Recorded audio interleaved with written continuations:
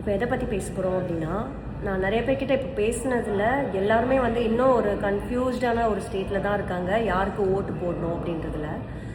So நான் இப்போ வந்து நீங்கள் யாருக்கு ஓட்டு போடணும் அப்படின்றத நான் சொல்ல போகிறது கிடையாது. பட் எப்படி நீங்கள் வந்து டிசைட் பண்ணணும், எதை வச்சு நீங்கள் டிசைட் பண்ணணும் அப்படின்றது தான் நான் சொல்ல போகிறேன். யாரை நீங்கள் வந்து உங்கள் லீடராக சூஸ் பண்ணிங்கன்னா உங்களோட லைஃப் ஸ்டைல், உங்களோட வாழ்க்கை தரம் மாறுமோ. உங்களோட வாழ்க்கை தரம் மட்டும் கிடையாது, உங்கள் வீட்டில் இருக்கிற உங்களோட நெக்ஸ்ட் ஜென்ரேஷன், உங்கள் கூட இருக்கிறவங்க, உங்களை சுற்றி இருக்கிறவங்க, இந்த ஊரில் இருக்கிறவங்க, அவங்களோட வாழ்க்கை தரம் மாறணும் அப்படின்னா அதுக்கு ஏற்ற மாதிரி ஒரு லீடரை தான் நீங்கள் சூஸ் பண்ணணும். இப்போது இந்த உலகத்தில் சில கண்ட்ரீஸ் டெவலப் ஆகி எங்கேயோ போயிட்டுருக்காங்க.